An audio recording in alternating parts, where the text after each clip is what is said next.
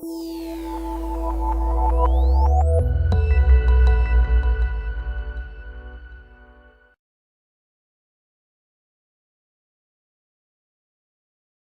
I request all of you to please put your hands together as we welcome on stage Dr. Wurster. I just came back from the MWC in Barcelona with a couple of impressions.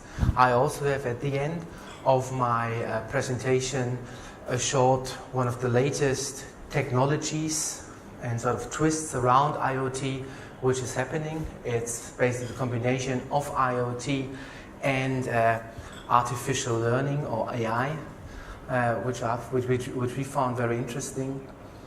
Just to give you a sort of heads up what happened at the MWC in Barcelona, and I've been there for many years.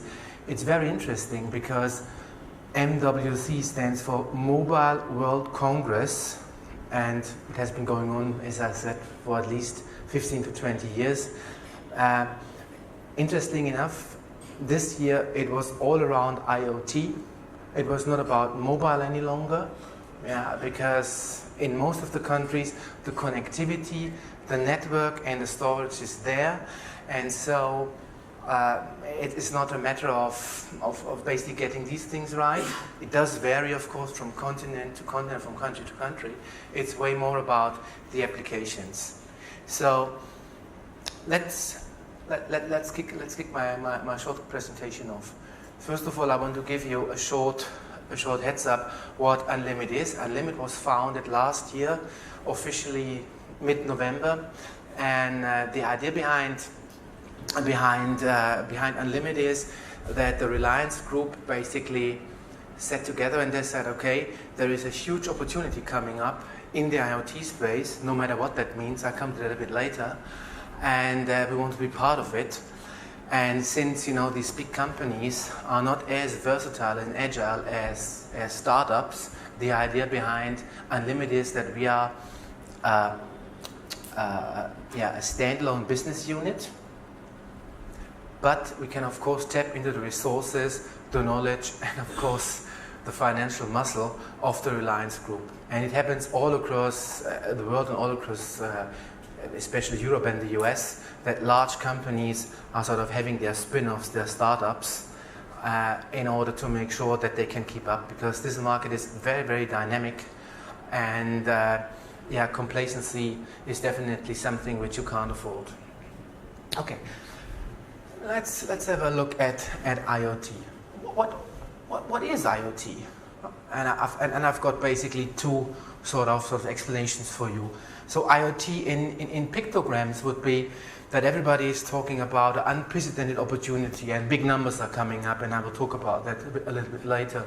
It's about turn information into action, which is actually way more difficult than one thinks, because you get a lot of unstructured information. Has anybody an idea, for instance, when we talk about the autonomous car, how many data points these little radars are basically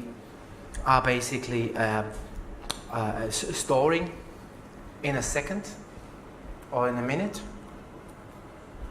you have any idea? Yeah, it's big. 1 million a second. Yeah, which means that you need a lot of storage. And so everybody is of course, it's difficult because you have this unstructured information, and then it's about the signal and the noise. There is a lot of noise, meaning there is a lot of data which you don't need, but there are a couple of indications which are be watched at. And that's actually the trick. It's of course insights from analytics, which is very difficult. And it's of course connecting devices. And with devices you can basically connect, everything more or less. On a more formal analysis, this is now, I've pulled it off from Deutsche Bank. They basically said Internet of Things is a big idea, but promise and reality are distance apart. And I would definitely agree, and this basically applies all over the world. At the moment, there is this big push towards IoT, and it will pay off. At the moment, everybody is talking about, of course, the sort of very highly sophisticated applications, which is a connected car. Does anybody know how many sensors a normal car has today? A standard car, roughly? What do you think? 10, 20, 30? Just give me a sort of 150, roughly. A Formula One car? 300 to 400. And that's basically, where the connection comes into play. And of course, a lot of these automakers, I come to that a little bit later, are very interested in sort of connecting these devices and find out, what's going on. IoT is a set of multi-year secular growth themes in our view impacting every player in our universe. I think what they mean by this sentence is that IoT serves at the moment as a bracket for everything around digitalization. So, for some people, IoT is a SIM-based business where you have a SIM card plugged, for instance, plugged into your car, and via GPS, you know where your car is. For other, it's in, as we call it, within the four walls, that it's about automation. And the third one is, and I just talked about two business-to-business applications, would be, a Fitbit. You would also say, if you have an intelligent device with a mobile phone, this could be also IoT. So it serves at the moment, and that's actually something which is happening very often if an industry or a trend is in its nascent state, that at the end of the day, people are sort of, plugging everything onto these sort of words. And we will see that at some stage, this will abate. It will take some time though. But it's exciting, of course. And IoT has the potential for unlocking trillions of dollars of value. And every study I have seen so far, the numbers are huge. They do vary a hell of a lot from country to country. The reason being that, for instance, in Europe and in the US, labor is very, very expensive. And so, of course, if you can shave off 2 or 3 people, you save a hell of a lot.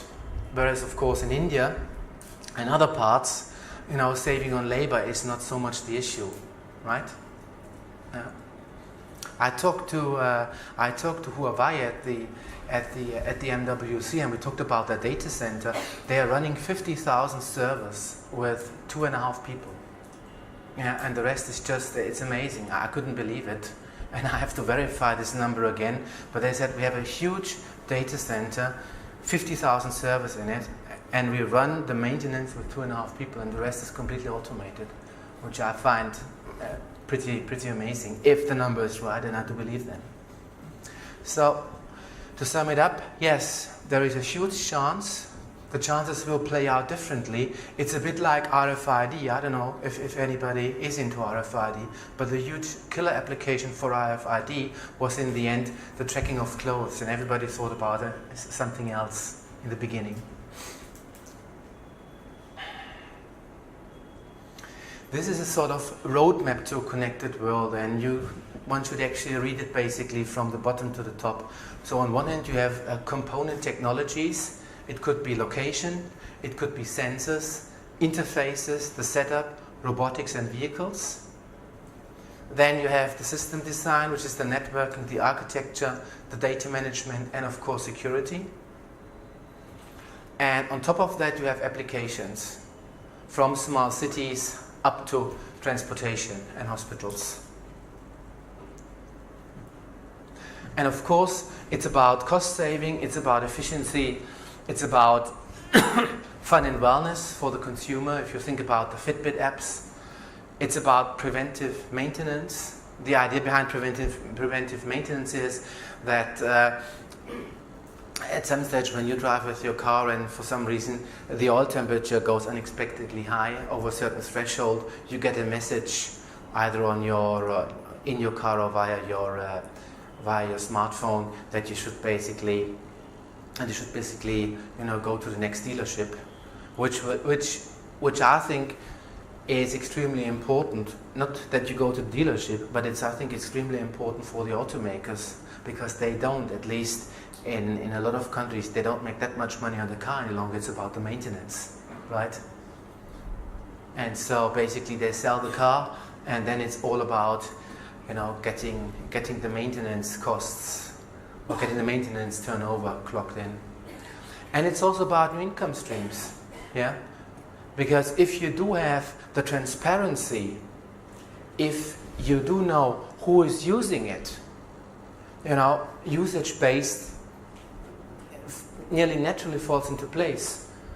If I pay for this tool, let's say, I just pick a number, 1,000 rupees, and I have a technology to identify that I'm sitting on this stool with an RFID chip or whatever technology, then I can also say, okay, for every sort of sit you take, you pay X, Y, Z, and that's actually happening a hell of a lot. That it's way more about usage-based rather than, paying the asset up front. Especially, of course, with assets which are way more expensive than a stool.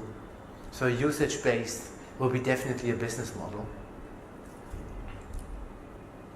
And then, of course, you have the potential IoT markets, and they will, of course, work out differently, from connected car to transport and logistics. Industrial automation, I'm now from Germany, is huge in Germany. Why?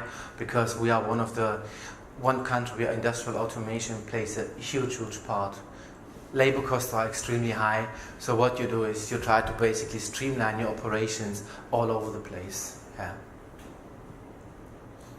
Connected home is definitely a use case. The connected consumer, smart meters, and it ranges up to healthcare. We think that healthcare, for instance, will be a huge issue across the world, also in India. Why? Because healthcare costs are rising all over the planet.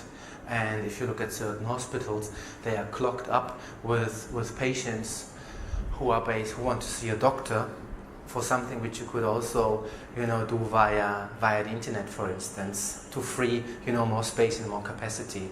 We do think that healthcare is definitely a place to look at. And of course, then the usual suspects come into place, like the connected car and of course, logistics. Yeah. Actually, we don't think that there will be smart cities, but a smart city project is highly complex, as we see across the world. And so we think that, every government is extremely interested in smart city projects. And if you look at the Middle East, Dubai wants to be the sort of smartest city by 2020, but it is a difficult undertaking. I'll give you another example of healthcare.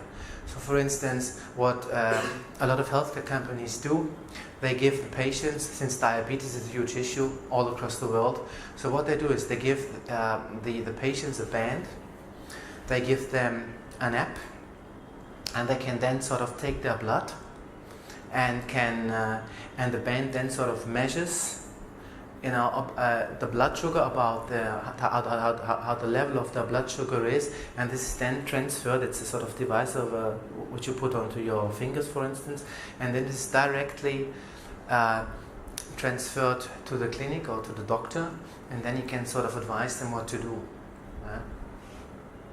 And this will be cases we see all over the place.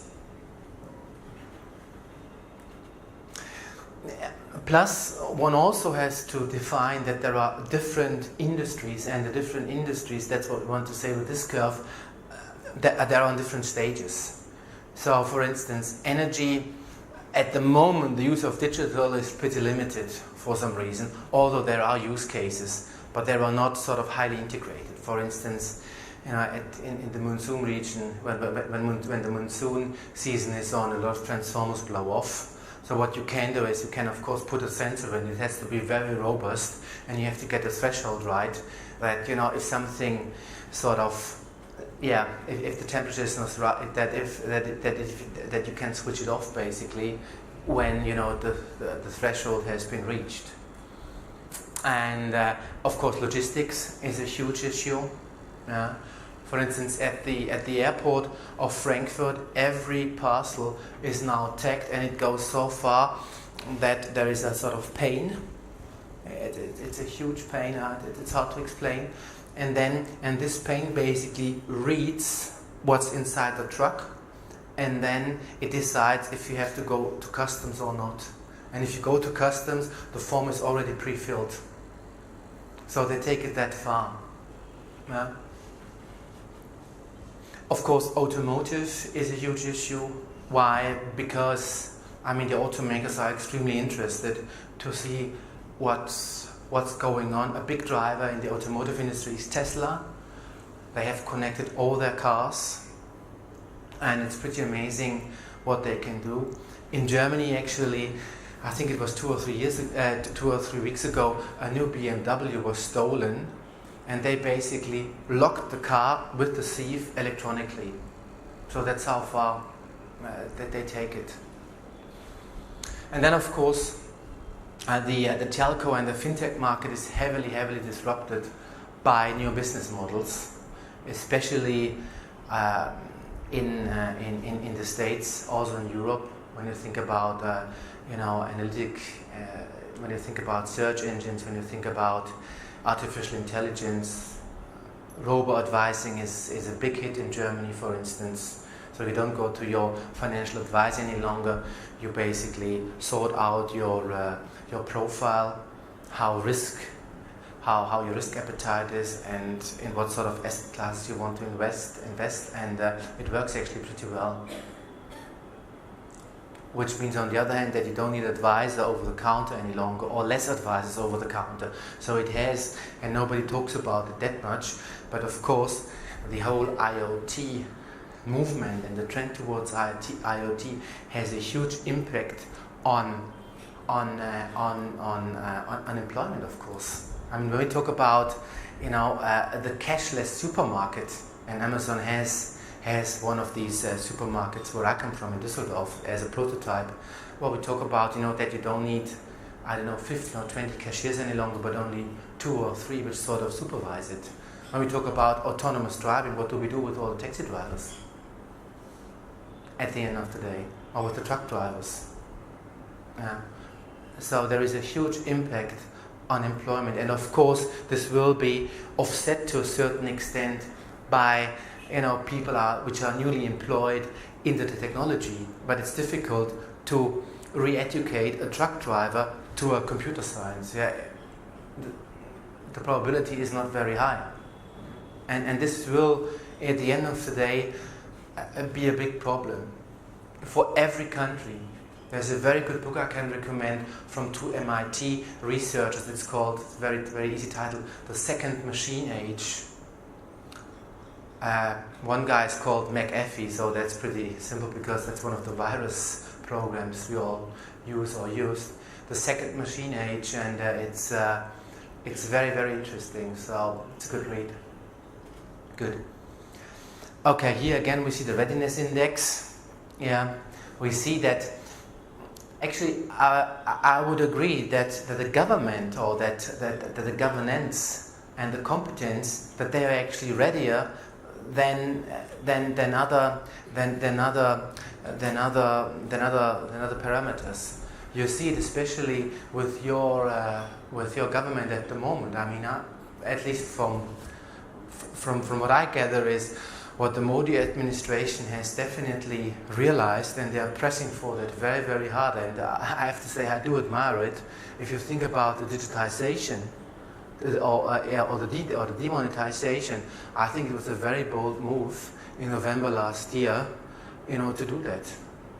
And it's debatable how it worked, but I find these comparisons in between, for instance, Trump and the Brexiteers and Modi completely wrong, because he didn't lie. And plus, I think in the long run, your country will benefit from that. And the rationale behind is clear. According to all statistics, the percentage of people who pay tax is in between 1% and 3%. So, I mean, it's obvious what he wants. He wants to get more taxes, more income, to get the infrastructure up and running. Your infrastructure has increased 6 times over the last 10 years, but your roads, you see it today, and I always come late, and your roads and your whole infrastructure doesn't keep up with that, and you need money for that. And I think that was, for instance, a very good move. In Germany, I just read they want to invest 100 billion euros, for faster internet access. And our internet is already very fast to go to LG to 5G.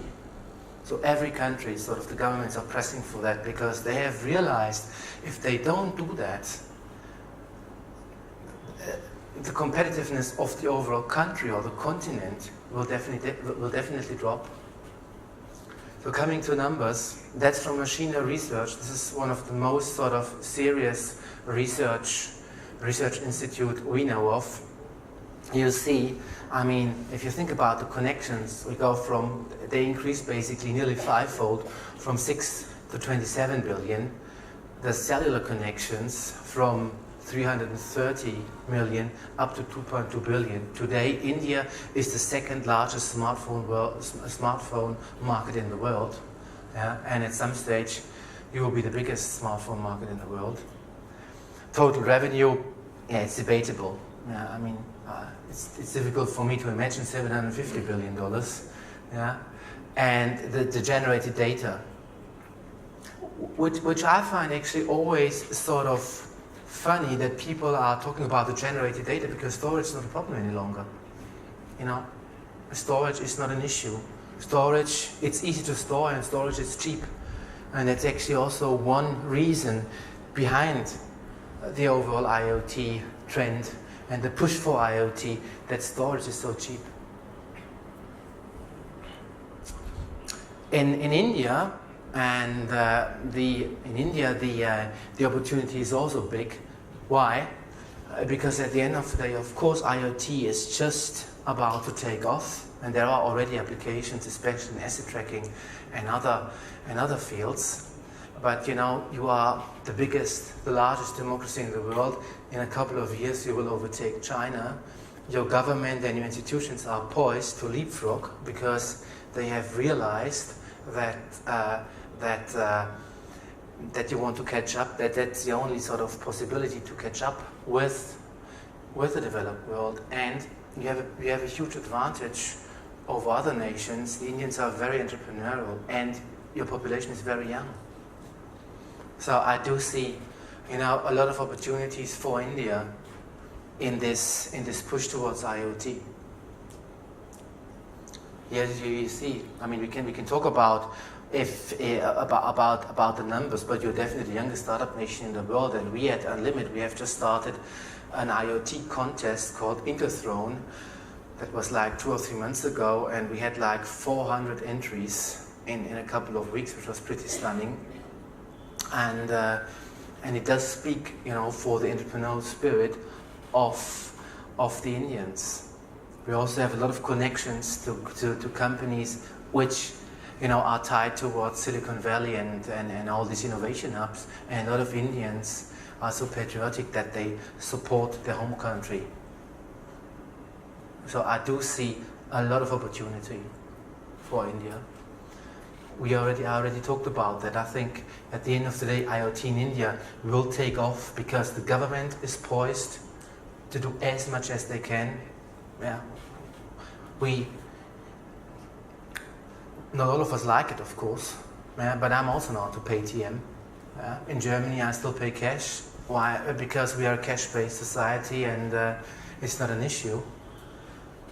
You are entrepreneurial, and you also have a good industrial base.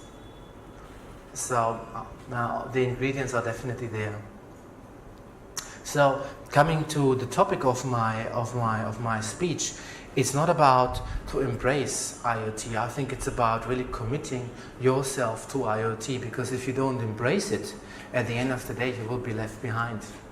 And I can't tell you what will be the killer application or the use case which will sort of, you know, be the most successful in India or across the world, because at the moment there is a lot going on. But if you don't embrace it at the end of the day, and if you don't commit yourself, your company, your employees towards it, it's going to be very difficult. Now there are 2 use cases I want to show to you. For instance, this one is, there are many. It's a classical OBD dongle which you put into your OBD unit in the car. And what it does is it can detect aggressive acceleration and braking, how fast the car is driven, when the car is driven, where the vehicle is driven, and also crash detection. That's the use case, usage-based insurance, which we thought would work in India, but it doesn't work in India. The reason being, first of all, you won't get reimbursed by your insurance for 3 or 4 years. That's what we learned at the end of the day. And so this is a use case which wouldn't work. It works in other countries in the world, and maybe in a couple of years it will work in India. But that's something, you know, we take with our thinking to your country, but then, you know, we have to adapt it, because that's not how it works. What would work or what will work is an asset tracker. It could be an OBD dongle which connects to 2G, 3G, you name it, and you just can see, you know, where the car is driving, if the driver is sort of en route or off route. And this is a very good start. I mean, when we went to MWC, do you know what we did on our booth? We had a rickshaw there, an original rickshaw from Mumbai. Yeah, we had to take the motor off, otherwise we wouldn't have been allowed to bring it over. Why? Because we learned that from 2020, all the rickshaws have to have an emergency button, and the government also wants them to be tracked apparently. And if the rickshaw driver hasn't installed it, what's going to happen is that there won't be, that the registration won't be renewed. And I think these are the sort of use cases which make a lot of sense in the beginning. Also, there are a couple of usage-based insurance use cases now happening across the world. You will see how it works out. It's definitely a good means for the insurance to find out, you know, how is the driver doing. And at the end of the day, it's actually just learning even more about your customer. What's going on? I don't know if you know this famous example. There was one example featured in a couple of months in a paper. So basically, Walmart sent baby clothes and baby gear and nappies and all the rest of it to a household. And the father was wondering at the mother, and they said, you know, it's really strange, you know, why is this happening? And so they learned that basically their kid bought a couple of things which are related to birth. Walmart sort of analyzed it in their big data. They send off all this promotional material. She didn't know that she was pregnant, but when she went to the doctor, she found that she was pregnant. So that's basically how far it goes in the US. Yeah. And so yes, security will be an issue, but what will be actually a huge issue is customer integrity. How do you make sure that the companies don't know everything about you? And that's something the industry must address. Otherwise, a lot of customers will just say, look, I'd rather pay a premium, but then, you know, but that's the price I pay, that you don't know any data, that you don't know all the data of myself. Another use case is, of course, fleet management solutions. I think this makes a lot of sense in India to check, you know, where is your fleet going? What about the fuel? Yeah, where are the things unloading, offloaded? And it's already happening. Yeah, we know of a lot of companies who are basically, which are basically, now tracking or tagging their fleet. So I would say this is definitely a use case which works, and it works all over the world. So sometimes it's not the most sophisticated use cases. It's a use case which sounds pretty sort of simple, but once the management has the data, you know, they're very keen to get more data, and that's actually how it works out. So it's more on an evolutionary path rather than, you know, a very sophisticated device in the first place. Okay, and we are now on the WW Coney page. I agree. Then we go to real-time conversation. That's basically what we saw in our video. And if you want to listen live, for instance, to Côte d'Azur in France, we go to listen live. This is the Looking real-time for passengers conversation. in France. I confirm idle status. And these are the conversation highlights. Perfect leveling on floor 1.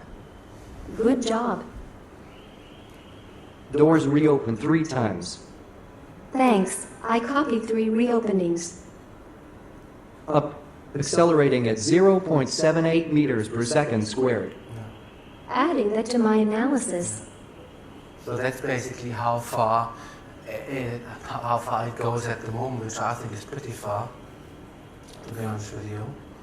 Yeah, so that was basically it. I hope you enjoyed my speech. If you have any questions, I'm very welcome to answer them. And thank you very much for your attention. Thank you very much. And if you do have any questions, we request you to please raise your hands. We'll bring the microphones to you and we can have them answered right here.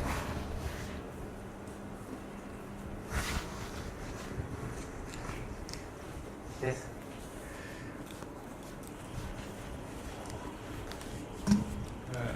Hi, good morning. Morning. My question is related to that slide where you spoke about the readiness. I believe that is about the readiness of India as a country in IoT space. Is that correct? Yes. Okay. How did you do that? What was the source of information and data? We had a couple of surveys running on the Readiness Index. Yeah, of course it's debatable, but I mean we just wanted to know, how ready are the different sort of parameters. And sometimes, readiness, the word readiness implies something that it's free. Sometimes, basically, through demodernization, we were forced to be ready. You know what I mean? So, these are the external forces on that. Any other questions?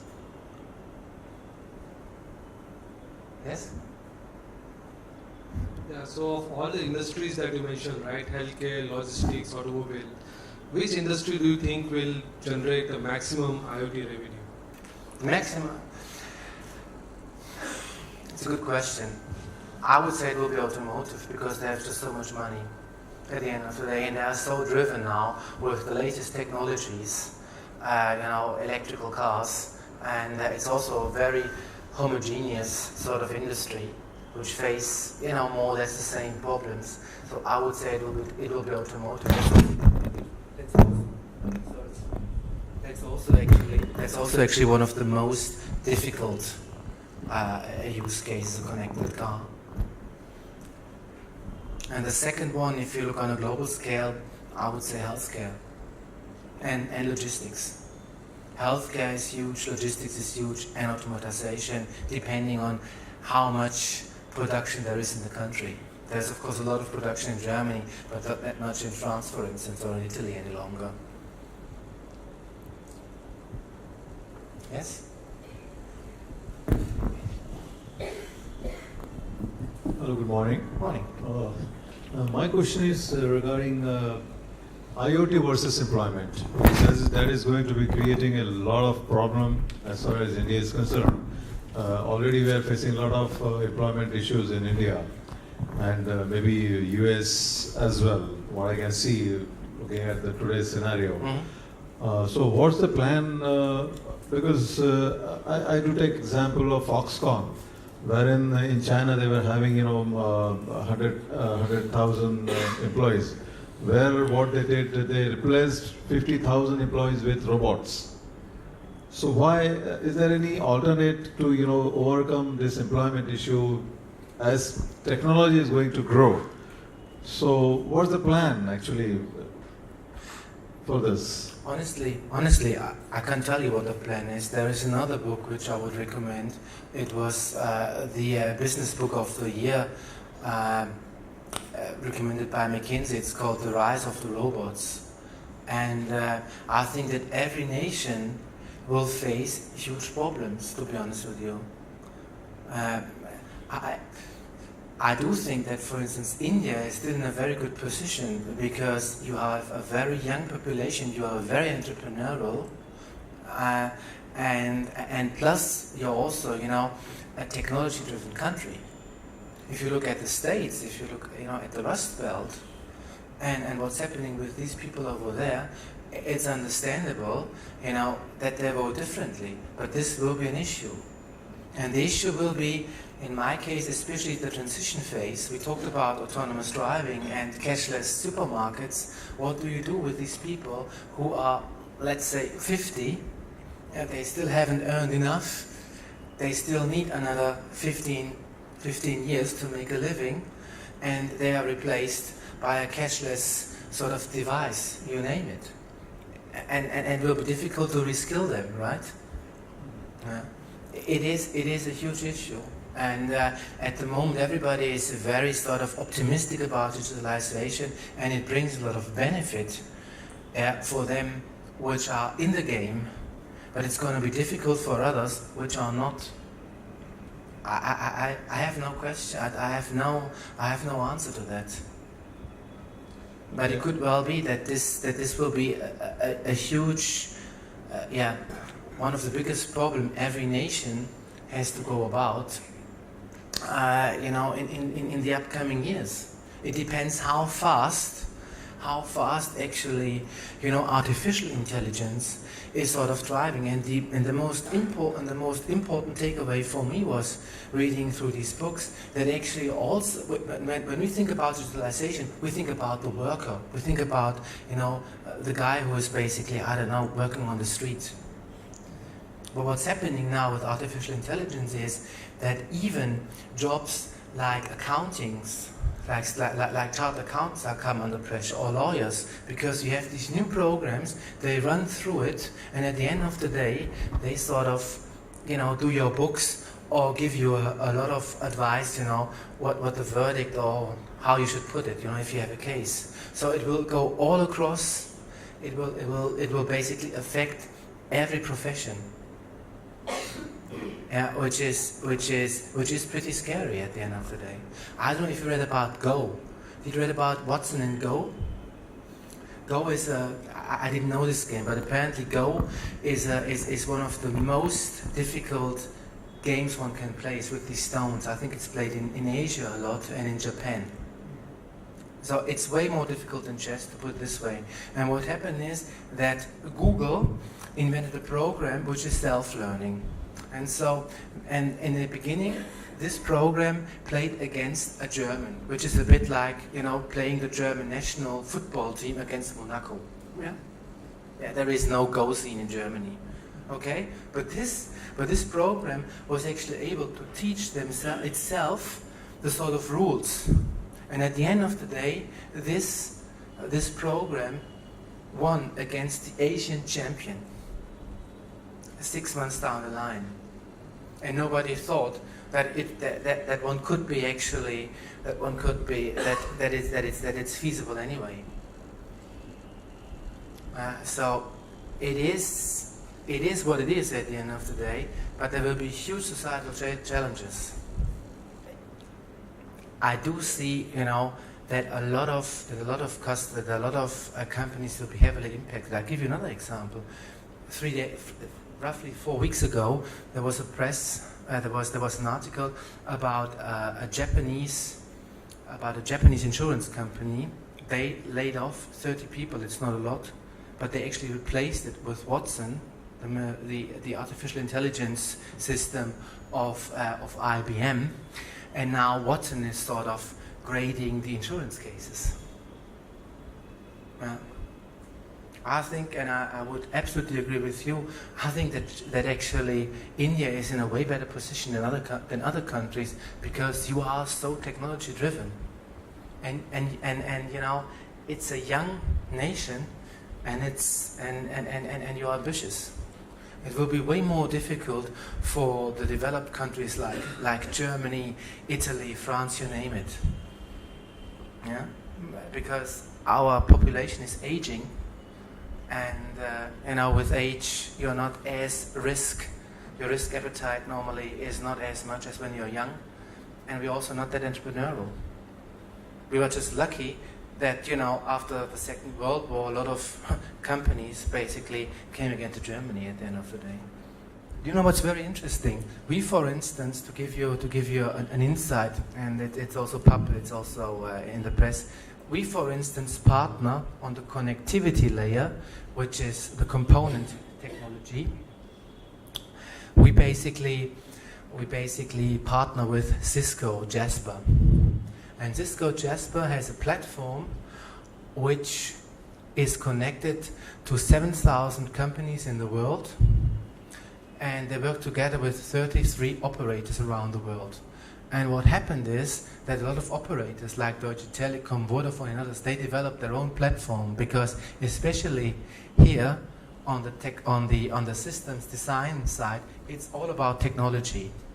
And every company now wants to have the dominating platform. Yeah, they want to basically play it as Cisco Jasper, because it's like a network effect now. Yeah? If Tesla wants to come to India, they are already on the Cisco Jasper platform. Of course, they want to partner with us. Yeah, you don't go to a different platform because you won't have the functionality.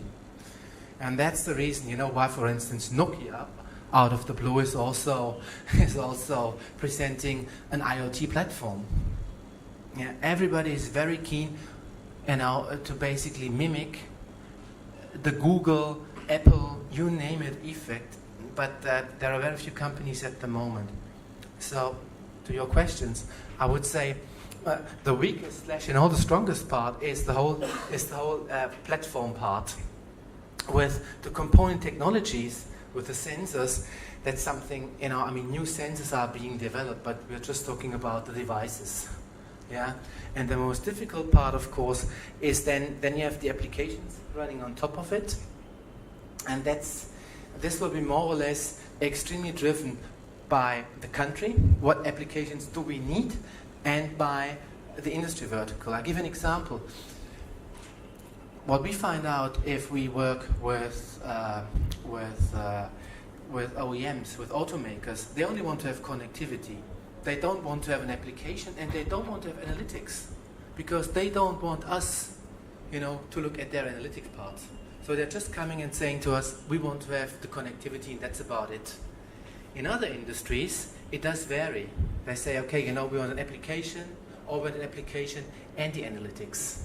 Yes, and that's where also, of course, now a lot of data mining and digital agencies come into place, because it's very interesting. What do you make out of the analytics? How do you go about that? At the end of the day, what IoT gives you in the first place is a stream of unstructured data. And then you have to make sense out of it. Do you know what the guy said from the University of London when somebody asked him what is big data? He said, big data is data you can't press in an Excel sheet any longer. That's big data. I think that's a very good definition of big data.